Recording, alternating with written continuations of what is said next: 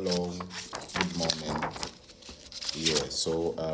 My name is Surveyor Edward Ansa, a professional land surveyor, and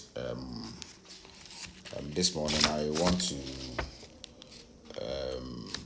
take you through some details with the indenture documents.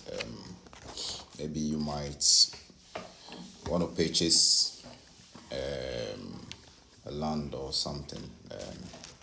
And once you purchase a land, you need to know about the indenture document and also the details that the indenture document should have, so that at the end of the day you can get your land registered for you.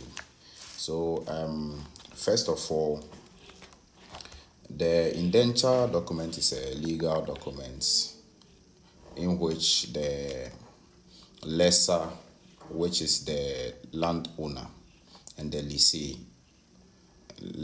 which is the buyer, it's an agreement between the two parties for the transaction you are doing. So basically, the land that you are buying, it is a document that details the transaction that you are having. So the agreements that you have, you the lessee, the buyer, and the lessor need to do some kind of signings, and also you have witnesses witnessing the signings or the agreement that you have gone through. So basically, that is with the indenture document. So there are various parts of the indenture document that needs to be fulfilled, which will make the agreement valid and useful, or to make the agreement to be valid, which can subsequently be used at the lands commission for registration purposes. Okay, so let's dive straight into the details of the indenture. So basically, on the first page of the indenture, when you have it, you should have the date of the indenture, the date that you are going into the agreement. Very important. You should have the date of going to the agreement. And subsequently to the indenture, we have various kinds of agreements that you can have on land. When somebody is giving you the land, probably you have purchased and the person is doing the agreement for you. There are various ways they can give it to you. So one is the leasehold. So it can be given to you on lease. They can lease the land to you, which is renewable after, when you're a Ghanaian, 99 years after it, you can they can renew another 45 years for you. They lease it to you, and they can assign the land to you as well. There are various, I don't want to go into that. That's a different lesson altogether. Yes, so the one that I have now is a leasehold, so I want to use that details. Basically, it carries the same details, just that the terms and the details are differently spelled out. Yes, so first of all, I spoke about the dates on the indenture. Very important, because it serves as a benchmark date that we can reference this agreement document to. So anything happens, we can go back to the date and say this agreement was done on this particular date. Yes, so from there, then we state the two parties. So the lessers, that's the, whether the clan, whether the family, whether there's two, they state their name, and you, the purchaser or the lessee, your name comes.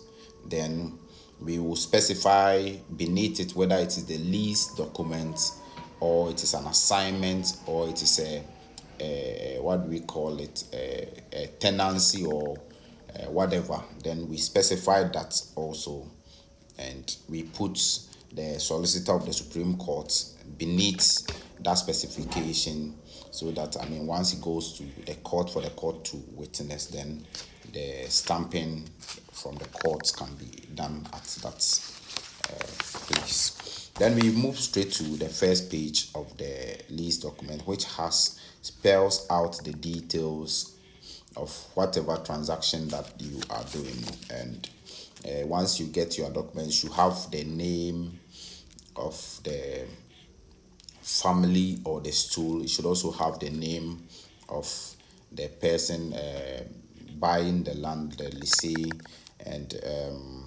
aside that, it should also give you some background of the land that you are buying. That is for the first page. It should also give you some addresses to both parties where you can find them, their maybe their postal address or their residential addresses, and you have the background of the land too as well. Now, the lease or the lease you are getting, or the indenture document, there are some details about the particular parcel that you are getting that needs to be captured in the lease document. So the parcel, the size of the parcel you are getting, also the measurement of the various dimensions, the dimensions on the land. It needs to be captured in the land, and also the ground rent that you need to pay every year will have to also be captured in the lease document. Yes, so the other important aspect of it too is the purpose of the land. So it needs to be stated clearly in the lease document, the purpose of the land you are buying, whether you are going to use it for residential or whether you are going to use it for a commercial purpose. And after that, the other important document in the document, in the indenture document, is the plan, whether the site plan or whether the barcoded plan, which shows the borders or the boundaries, the exact boundaries of where they are giving you. It needs to be part and needs to be valid, whether signed by the licensed surveyor or a barcoded plan signed by the licensed surveyor and also the regional surveyor. So fast forward, we move into the last part of it. So after the plan, then we will have the agreement, the sheet where the both parties signs to the agreement. So you have, first of all, the part for the lessors and the second part for the lessee, that's the buyer. So the chief or the family head who is entitled to signs their part and gets their witness to sign.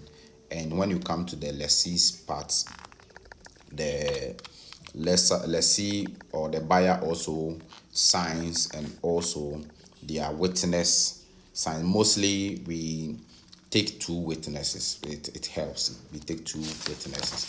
And from that part, you go to the last part of it, which is the oath of proof. Oath of proof. Oath of proof. So with the oath of proof, you realize that it states that I, of Accra or of wherever that you are buying the land. So mostly what we recommend is that the first witness who signed for the lessor, the first witness who signed for the landlord, will sign at the oath of proof as the deponent. Very important, as the deponent, very important. So the first witness signs at the deponent part, and now you can put the whole document together and you can submit it to the registrar of a high court to witness it for you. So now the registrar at the high court, they know what to do. Once it gets to them, they will stamp the document, and also the proof of execution. They will execute it and they will do everything on it for you. Okay, thank you very much.